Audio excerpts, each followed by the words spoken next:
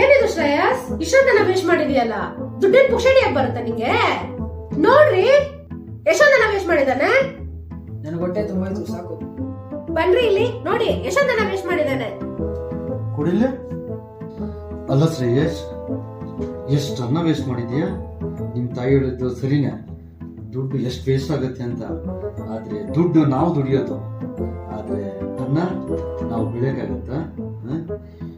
ಒಂದೊಂದು ಅನ್ನಕ್ಕೆ ಎಷ್ಟು ಕಷ್ಟಪಡ್ತಾ ಇದ್ದೀವಿ. ಈ ಅನ್ನಕ್ಕೆ ಇತಿಹಾಸ ಇದೆ. ಈ ತರ ವೇಸ್ಟ್ ಮಾಡಬಾರ್ದು. ದುಡ್ಡು ನಾವೇ ದುಡಿಯೋದು, ಆದ್ರೆ ಅಕ್ಕಿನ ನಾವು ಬೆಳೆಯಕ್ಕಾಗಲ್ಲ.